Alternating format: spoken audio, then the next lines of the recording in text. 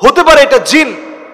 সে যখন খেতে এসে দেখবে এটার মধ্যে আপনি পানি ঢেলে দিছেন, আপনার ক্ষতি করার চেষ্টা করবে। এজন্য অনেক কারণে কিন্তু জিন আসর করে। ঠিক সেই মুহূর্তে যাকে জিনে ধরেছিল সে বাঁ হাতে খপ করে নিয়ে খানাটা খেয়ে ফেলছে। তো ইয়াসির কাদির তিনি অবাক হয়ে বলছেন যে আমার নিজের চোখে দেখলাম যে কোরআন আর হাদিস যে কত সত্য।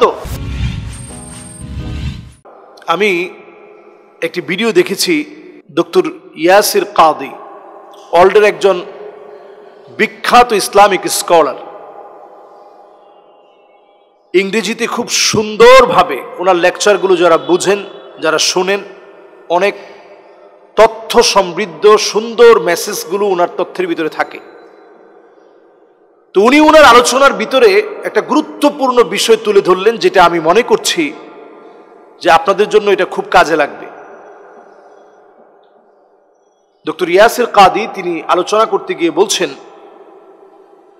যে একজনকে যখন জিনে ধরেছে, জিনে ধরার পর ওই জিনে ধরা ব্যক্তিকে যখন রাকি এসে যখন কোরআনুল কারীম তেলাওয়াত করে, কয়েকজন রাকি মিলে যেই লোকটাকে জিনে ধরেছে, জিনে আসর করেছে, তো রাকি এসে দীর্ঘ লম্বা সময় ধরে কোরআনুল কারীম থেকে তেলাওয়াত করছিলেন। আমরা এখন দেখেছি যে আমাদের দেশেও যারা কোরআন থেকে সরাসরি যারা রাকির কাজ করে, ঝাড়ফুকের কাজ করে, তারা দেখবেন কোরআন কারীম থেকে লম্বা সময় ধরে তেলাওয়াত করতে থাকে। এতে করে জিনে ধরা ব্যক্তি আলহামদুলিল্লাহ আল্লাহ রাব্বুল আলামিন তাকে এইভাবে আরোগ্য দান করেন এবং জিনের আসর থেকে মুক্তি পান। তো ডক্টর ইয়াসির কাদি তিনি বলছেন যখন ওনার চোখের সামনে একজনকে জিনে ধরার পর যখন রাকি এসে কোরআন তেলাওয়াত করতেছিল, লম্বা সময় কোরআন তেলাওয়াত করতে করতে করতে করতে ওনারা ক্লান্ত হয়ে গেছেন। ক্লান্ত হয়ে যাওয়ার পর এবার ওনারা খেতে বসছেন। তো খেতে বসার পরে যেই লোকটাকে জিনে ধরেছে তাকেও সাধলেন যে তুমিও আমাদের সঙ্গে খাও। সে বলছে আমার কোনো খিদে নাই। এবার সবাই মিলে খাচ্ছে, যারা এতক্ষণ ঝাড়ফুঁক করতেছিল ওনারা যখন খাচ্ছেন, ঠিক খাওয়ার সময় বিসমিল্লাহ বলে খাওয়া শুরু করেছেন, ডান হাতে খাচ্ছেন। খেয়াল করেন, বিসমিল্লাহ বলে খাচ্ছেন, ডান হাতে খাওয়া শুরু করেছেন এবং বারবার তাকে রিকোয়েস্ট করছে যে তুমিও খাও আমাদের সঙ্গে। তারা একজনও কিন্তু খেতে রাজি হয় নাই। এবার একজনের কাছ থেকে হঠাৎ একটা লোকমা পড়ে গেছে। পড়ে যাওয়ার সঙ্গে সঙ্গে লোকটার উঠায় খায় নাই। সুন্নাহ হচ্ছে আপনি খাদ্যের অপচয় করবেন না, খাবার অপচয় করবেন না। যদি কখনো খাবার পড়ে যায়, ভালো একটা দস্তরখানার মধ্যে বসে আপনি খাবার খাবেন, সেখান থেকে উঠিয়ে আপনি খেয়ে ফেলবেন। ওমরে ফারুক রাদিয়াল্লাহু তাআলা আনহু সফরে গিয়ে, রাষ্ট্রীয় সফরে গিয়ে সেখান থেকে একটা লোকমা পড়ে গেছে। তিনি যখন উঠিয়ে খাচ্ছেন, সাহাবাই কেরামের মধ্য থেকে একজন সাহাবী পরামর্শ দিলেন কানে কানে যে আজকের এখানে আপনি উঠিয়ে খায়েন না, তাহলে বদনাম হবে। তিনি তখন বলেছিলেন আতরুকু সুন্নাতা হাবিবি রাসূলিল্লাহ লিহাউলাইল হুমাকা, এই সমস্ত আহমকদের জন্য আমি রাসূলুল্লাহর একটা সুন্নাহ ছেড়ে দেব, সেটা হতে পারে না। সুবহানাল্লাহ বিহামদিহি।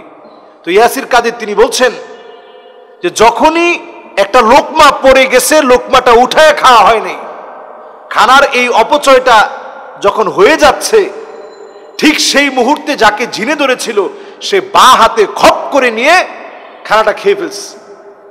তো ইয়াসির কাদির তিনি অবাক হয়ে বলছেন যে আমার নিজের চোখে দেখলাম যে কোরআন আর হাদিস যে কত সত্য।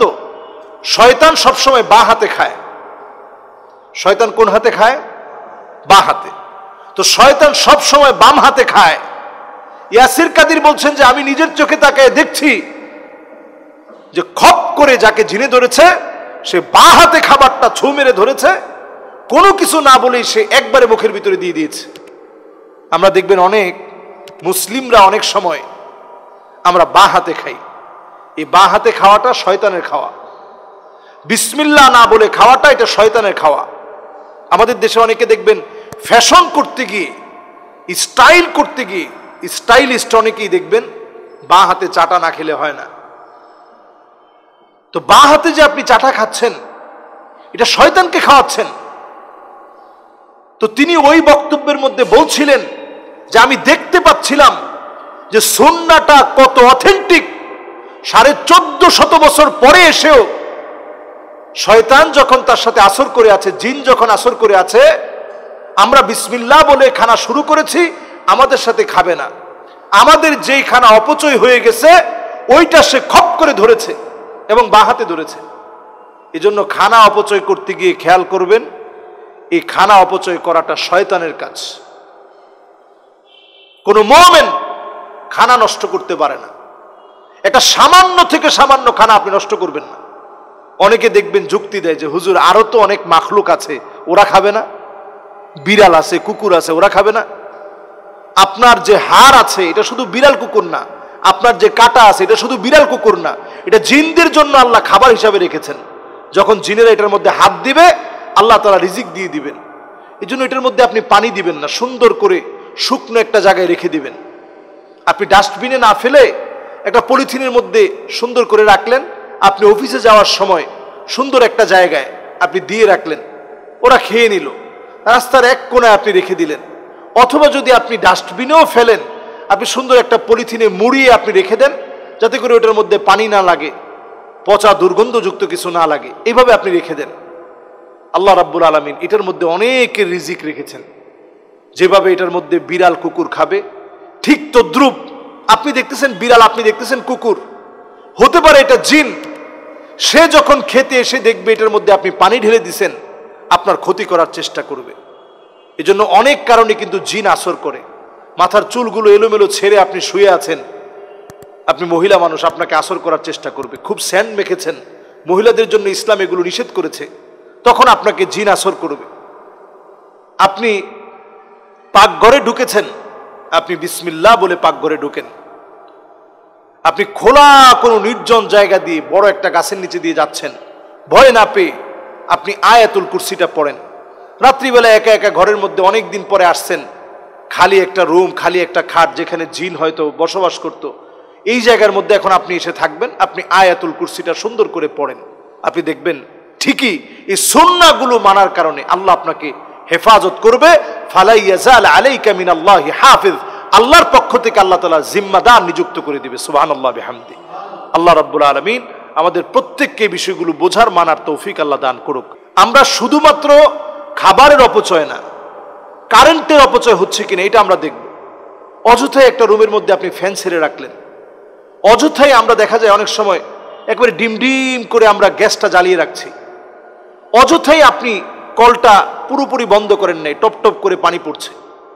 এই সকল অপচয়গুলো, এগুলো শয়তানের কাজ। যখন এই কাজগুলো করবেন আপনার কাছ থেকে বরকত উঠে যাবে। আর যখন আপনি অপচয় রোধ করার জন্য চেষ্টা করবেন, আল্লাহর নিজামী কুদরতে আপনার কাছে বরকত আসতে থাকবে। এজন্য আমরা অপচয় ছেড়ে দেই, অপচয় বন্ধ করি, অপচয় রোধে আমরা সচেতন হই।